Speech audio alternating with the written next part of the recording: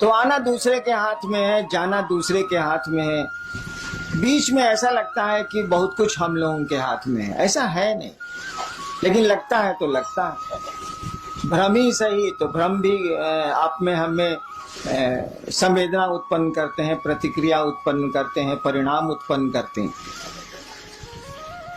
हम लोगों ने कहा लोगों को कि भैया महादेव से तो लेते ही लेते हो, लो यार कौन रोकता है, और उतना दे भी कौन सकता है जो दूसरे के पास जाओगे, लो जरूर लो। लोगों ने लिया है, हम आप क्यों दूबर रहे, हम आप क्यों कमजोर रहे। लेकिन ज्ञान भी लो नहीं यार, ज्ञान क्यों नहीं लेते हो? ज्ञान लोगे तो बहुत मामूली सी चीज से भी तुम बहुत बड़ा काम कर लोगे।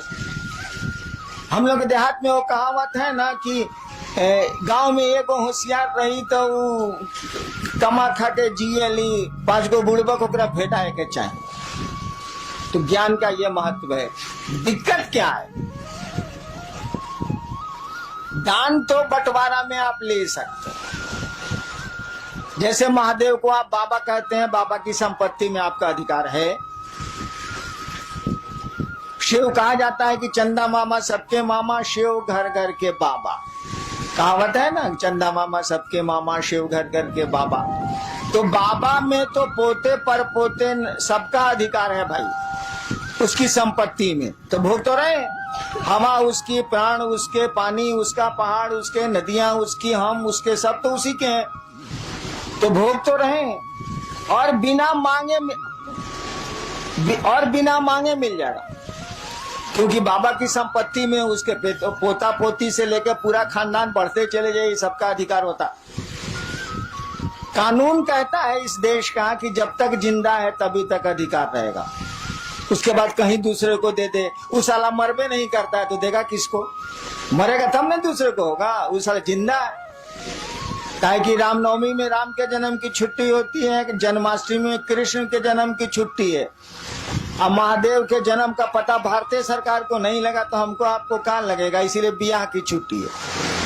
महादेव का बियाह का छुट्टी दे, कहीं बियाह का छुट्टी सुना है आज तक किसी का? किसी भी बड़े से बड़े आदमी के शादी की छुट्टी आपको मिलती हो सरकारी दफ्तरों में, ऐसा सुना कभी? जन्म की मिलती है, पुण्यतिथि की मिलती है जिसमें वो शरीर छोड़ते हैं, पुण्यतिथि भी बहुत कम मिलती है, नहीं के बराबर मिलती है। जन्मदिन की छुट्टी मिलती है, जो हमारे यहाँ भगवान है या हमारे यहाँ जो पूज्य लोग हैं उनको उनके दिनों पर सरकार छुट्टियां देती है। लेकिन बियाह के दिन के छुट्टी मिला लोग है सरकार में, ये कभी सुनने बने रहे वालों नहीं। बियाह के दिन साला बियाह हो गए लोग, कौन बड़का बात बा। लेकिन महादेव के छुट्टी मिलेला महाशिवरात्रि, वो बियाह के दिन मिलेला। काहे कि साले सरकार कमबख्त सरकार को ही नहीं पता, हमको आपको क्या इतनी बड़ी हस्ती को नहीं पता है कि पैदा कब हुआ था। और जब पैदा ही नहीं हुआ था, ये मालूम नहीं है तो मरेगा ही नहीं साला। इसीलिए बाबा आपका जिंदा है, आपको हमको हक है, लेकिन केवाला नहीं मिलने वाला। केवाला तो उसी के नाम से है। दान में एक बाप अपने बेटे को पूरी संपत्ति का पूरा टुकड़ा दे सकता है। 3 बेटे हैं तो 3 हिस्सा कर देगा वो। कहल जाला कि बंटवारा में चाउर अगर धुआ गई बात तो कर पानियों बटी, हाँ बटी, चावल का धुआं भी बढ़ता। ये हम आसमान से सीखा, धरती पर हम नहीं जानते थे इसको। चावल का धुआं भी बढ़ता है, लेकिन भाई साहब ज्ञान नहीं बढ़ता है। एक बाप अपने बेटे को, अगर 3 बेटे हैं, 4 बेटे हैं, तो वो 4 टुकड़े कर देगा। बंटवारा के समय चावल और अधन पर चढ़ा हुआ है तो पानी भी बांट देगा वो। लेकिन वह बहुत बढ़िया शिक्षक है तो ज्ञान नहीं बांट सकता है।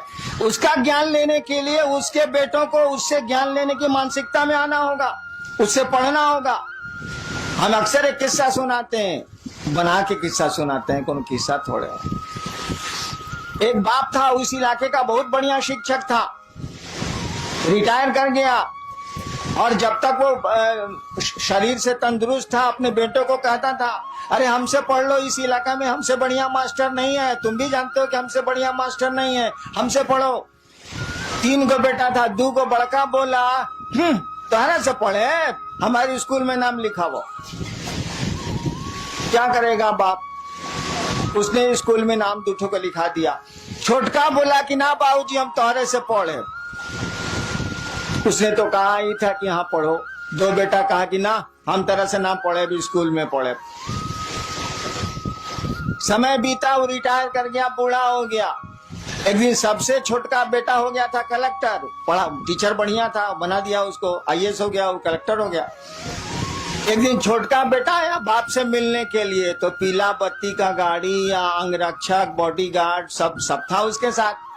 और दोनों भाईबा जो था, उससे बड़ा जो नहीं पढ़ा था अपने बाप से, वो दोनों बथान में भैंस को सानी लगा रहा था। सुना कि छोटका भैया आया है, भैया आया है, तो दोनों आया मिलने के लिए। बगीचा में था, बथान में था, आया मिलने के लिए। तीनों बैठा हुआ था, बूढ़ा जो मास्टर था वो भी बैठा हुआ था, जो तीनों का बाप था।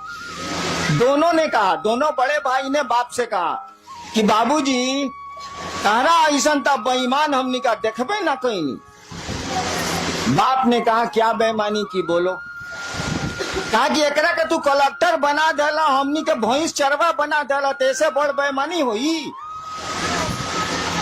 वो बूढ़ा आदमी बोला कि देखो बाबू, हमरे पास इतना बीघा जमीन है, छोड़ दो, हम पेंशन से खा लेंगे, हमको जमीन की जरूरत नहीं है।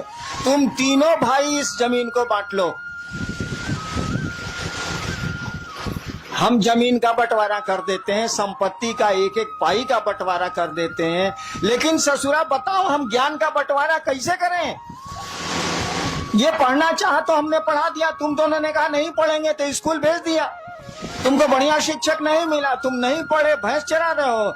इसने हमसे पढ़ना चाहा, हम थोड़ा बढ़िया से पढ़ाते रहे हैं स्कूलों में, हमने इसको पढ़ा दिया, ये कलेक्टर हो गया, तुम दोनों भैंस चरवा हो गए। तो ज्ञान का बंटवारा हम कैसे कर दें? चलो चावल का पानी हम बांट देते हैं, सब कुछ बांट देते हैं 3 हिस्से में, लेकिन ज्ञान कैसे बांटेंगे यार? ज्ञान कोई लेगा तब न देंगे, ज्ञान तो लेना पड़ता है।